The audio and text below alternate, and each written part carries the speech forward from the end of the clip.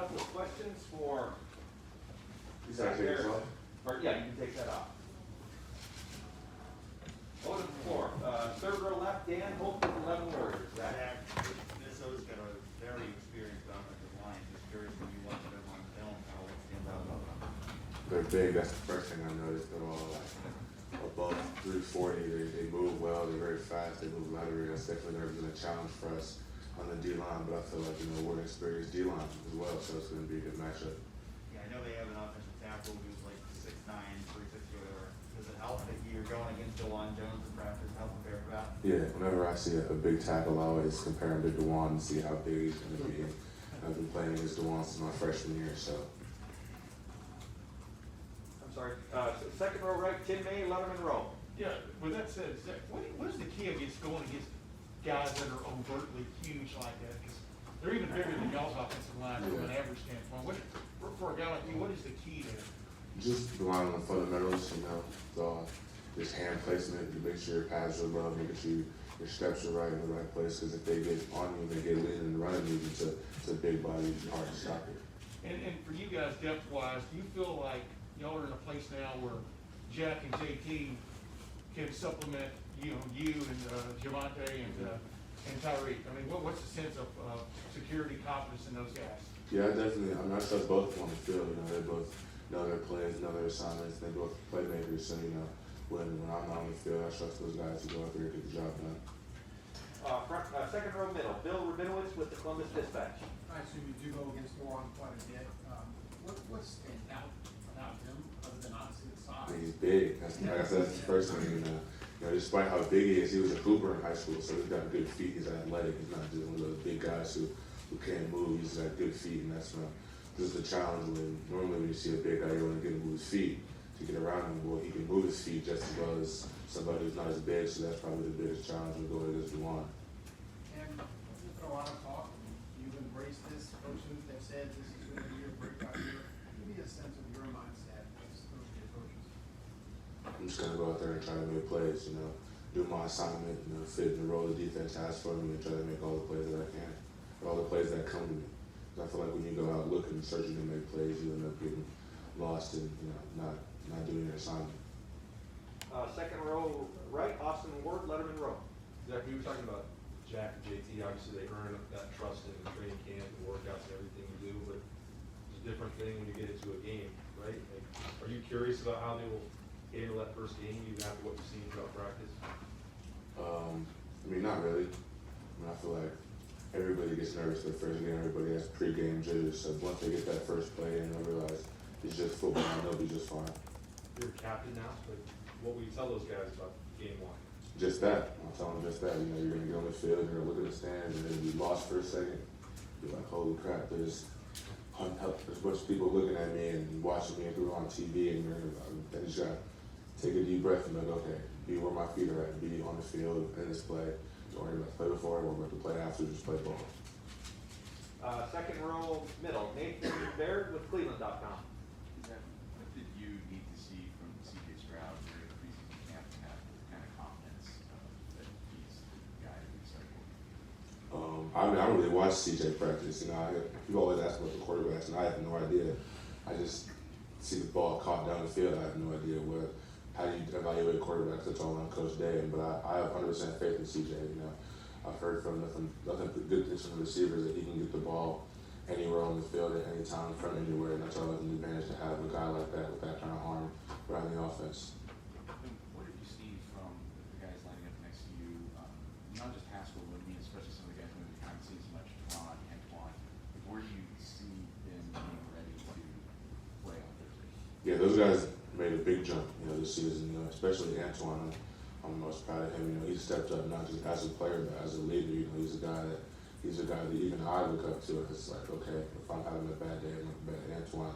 He's a guy who will hold me down if I need somebody that, just like Antoine like this going on. That's the kind of guy I can rely on. And on the field wise, he's taking the next step. He's dominating the run game. He's a good pass rusher. The same goes with Teron. Teron's one of the most physical people at the point of attack on the line of scrimmage that we have. He loves the contact. He loves fitting guards and setting the edge. And he also is a good pass rusher who can make plays on both aspects. Second row left, Stephen Means with Cleveland.com. Zach, just because of where you went to high school, this was probably a significant step up in competition when you first got here. What was the hardest transition you had to make from all the times you were coming here, even if you were a highly rated guy? Really everything. You know, everybody's bigger, faster, stronger here, so that's something that I had to work on. You know, coming from Orange, I was the biggest, fastest guy on the field every single game I played, and I stepped to the field the first time here, and I'm none of those things. So that's when I really had to rely on my technique and my fundamentals, you know, to make sure my physical gifts do maximize. How hard do you actually have to go in high school if that's the case? I always went hard. I always went hard. Front row, middle, Joey Kaufman with the Columbus Dispatch. Zach, one of the things Dryden mentioned was about Mike Williams is giving you a good scouts for their running back, older, smaller guys. And is there a challenge to go against a guy who's that small and 50 running behind like a big offensive line and trying to identify him? What's kind of like the challenge of that matchup? Yeah, he's from what I've watched on film, he's an explosive guy. He's good at finding holes and good at finding little seams, and that's something that is a challenge for us. We just gotta make sure that we're gapped out, we keep our eyes disciplined, and don't let him have any lanes to run through. Fourth row left, Jacob Benke with the Lantern. Hey, what's up, Zach? So Ryan was talking about starting the season off against a conference opponent. I'm curious, have you noticed maybe a heightened sense of importance or emphasis on starting the season well against a conference opponent? Yeah, Coach Day definitely emphasized that, you know, early on. Once we got the schedule, he knew it was like, there's no warm-up games, I like to say, but we're gonna have to come bring our best foot forward week one. We can't have any slip up versus Minnesota because they're a good team, and if we don't play our best ball, then, you know, we won't get the outcome that we want. Anything else for Zach? Yeah. Second row right, Jim May, let me know. Ryan Day spoke on this. I'm just wondering from a player standpoint, you guys would pick 3 or 4 in the nation right now in the polls, et cetera. Anything short of victory isn't good enough. Of course, it's the way it is in anything, I guess. But do you feel a pressure? What do you feel here on the eve of a season like this where so much can happen? Good for you guys if you take care of business. You know what I mean? Does it manifest itself from a pressure standpoint? Just try to go 1-0. That's what Coach Day talks about. Hit every game 1-0, and that's what we're gonna do going into the game. It's the mindset. All right, we do have a few more here. Zach will go to the far right in the back, Spencer Holbrook, Letterman Row. Zach, now that the season is here, how exciting is it for you as a captain and a guy who's seen Javonte grow to finally get to see him out on the field again and you know, put his best foot forward? Yeah, Monte is probably taking the biggest jump anybody I've seen in the room. You know, the 2 weeks we had during camp, I watched him just evolve as a pass rusher, get more comfortable with his body, and you know, he's doing things that I learned from him. I'll be sitting in my house watching film and watch him make a move, and I'll be watching that move, frankly, to figure out how he did it. You know, it was actually one of the moves that I actually enjoyed using. I learned from Javonte. I saw him hit it one time in practice, and I was like, bet Javonte. After practice, show me how you did that. And I was like, that'd be a good move. That fits my skill set. And he did that, and we collabed together. And you know, I added that to my toolbox, and we did the same thing, just back and forth, me and Javonte. He's like a quicker guy, coming from like 215 pounds now where he is. Is that something that you guys can kind of take away from him as somebody who used to be speed rusher that's developing the power, whereas some of you guys were power rushers that are developing the speed? Yeah, you know, even when he was little, he still was strong. He still had some oomph behind him. But now, you know, he's put a little more weight on it, and he's, like I said, he's carrying better, not just having the weight to have it. He's comfortable and moving well with the weight that he's put on. Go over here to the far right, Tony Gerdman from Buckeye School. Zach, Ryan also spoke on this, and I'm just interested in the player's perspective. Said he's getting rid of the beard. Can't do it during the season. What do you think? I think he should keep it. I think it looks cool. I think he just needs to, you know, line it up a little bit and he'll be all right. I like it. Can you do that here in the barbershop, or do you have to take it somewhere? I can cut it anyway. I don't know how to cut nobody's hair, but he probably has a barber, special Coach Day barber that only is allowed to cut his hair. We'll go third row right, Jeremy Birmingham with Letterman Row. Zach, obviously you, Javonte, a lot of you guys on the line have been described as like big jumps from last year to this. Going into the season, where do you feel like is still the next step that you have to take to be what Ohio State fans have gotten to recognize as, you know, Personally, like myself, Yeah, you and, I mean, now that you're captain and the leader of the group as well, how do you see that? you just gotta put on the field.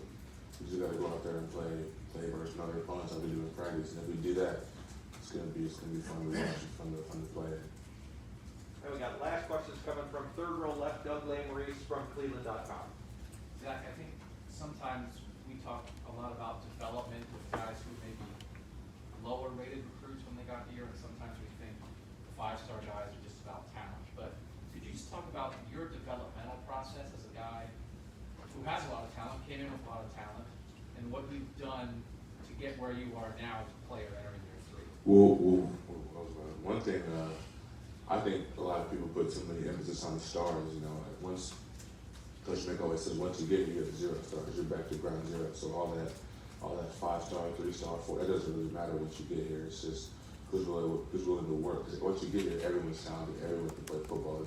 It's about who puts in the most work in the weight room, who's dedicated to their technique, their fundamentals, who takes coaching well, and who's able to adapt to this next speed of the game. And what have you been happy with sort of what you've done as a player, the work you've put in? Have you gotten better each year? Yeah, I've definitely seen myself get better, and I've noticed that things freshman year that I couldn't do, I can do now because of that hard work. And there's still some things that I need to work on, obviously, and those are in the back of my head, and I'm working on those every day. But you know, I'll go back and I'll watch freshman year tape with myself and be like, okay, the process is working. Like, I'm getting better, I'm improving, and I feel like I'm more comfortable and confident in my ability to make plays. And actually, Zach, we got one more. Far right, Clay Hall. One inside the beard question. Have you noticed how quickly he can grow a beard? Honestly, I don't really pay too much attention to Coach Day's beard. I'm too busy focused on growing mine. Don't laugh. It's getting there.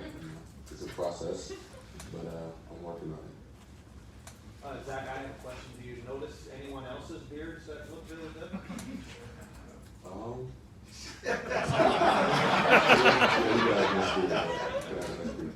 Thanks, buddy. Appreciate your time.